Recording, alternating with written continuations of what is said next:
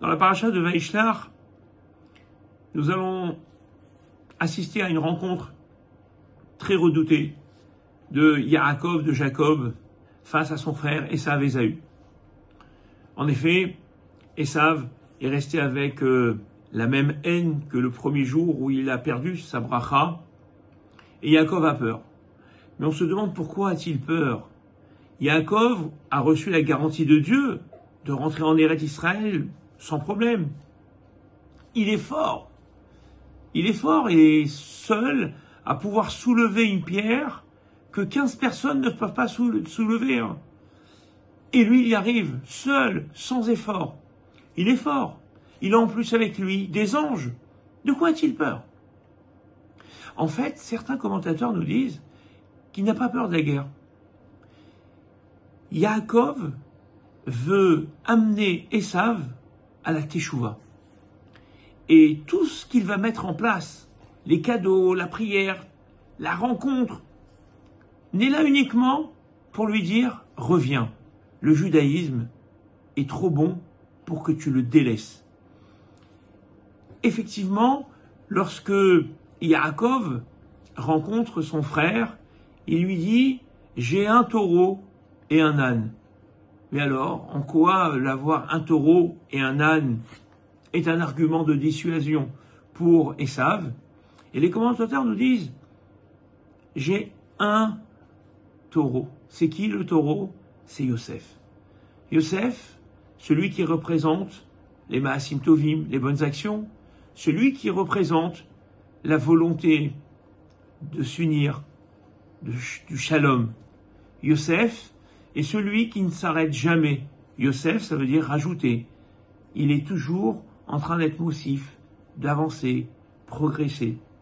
Yosef donc représente à la fois la paix, l'unité avec ses frères, celle qui cherche, et en même temps, eh bien, toutes les bonnes actions qu'il va mettre en place.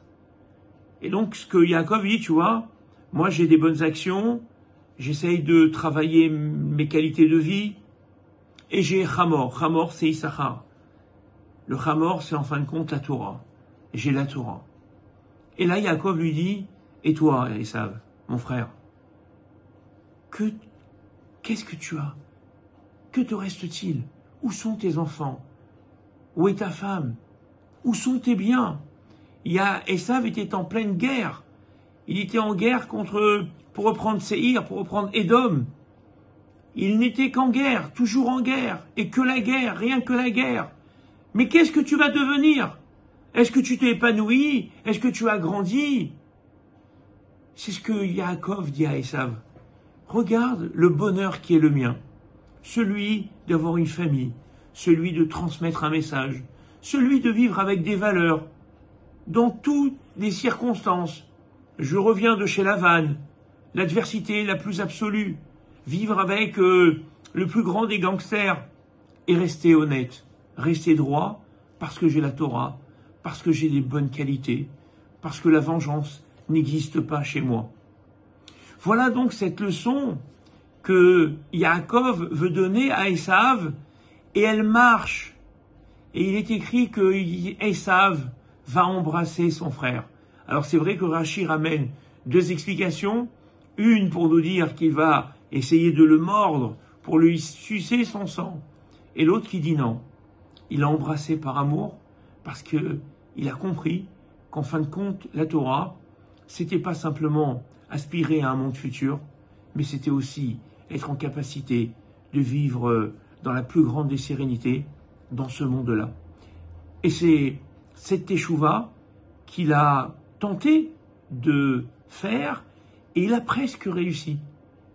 Et ouais, il va échouer, et ça va lui être reproché, parce qu'il va priver Dina, sa fille, à Esav.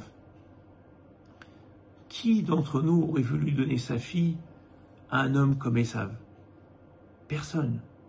Sauf que, à partir du moment où Yaakov, tu crois en ce juif Esav, et que le discours que tu tiens est tellement fort, tellement percutant, que tu l'ébranles, qu'il t'embrasse, qu'il a commencé à faire teshuva, tu dois lui donner les moyens de pouvoir aller jusqu'au bout.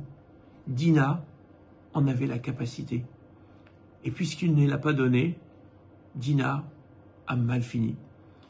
Voilà en fin de compte cette grande leçon de vie. On oublie souvent que la Torah, eh bien c'est de la vie, c'est du bonheur. Ceux qui nous voient faire Shabbat nous plaignent, et nous, quand on les voit ne pas faire Shabbat, on les plaint encore plus. En fin de compte, Ta'amu ou Kitov Hashem. Goûtez, et vous verrez combien la Torah est bonne. Elle est bonne dans ce monde-ci parce qu'elle nous donne du sens, parce qu'elle nous permet de nous perfectionner, et elle nous donnera, bien entendu, la récompense dans le monde futur. Mais le plus important, c'est de vivre heureux, de vivre dans la paix et de vivre dans la sérénité. Alors, essayons de partager ce message, le message du bonheur de la Torah. C'est notre quotidien et nous devons amplifier tous les jours ce message pour que nous puissions et être heureux, rendre heureux notre famille, notre communauté et tous ceux qui nous entourent.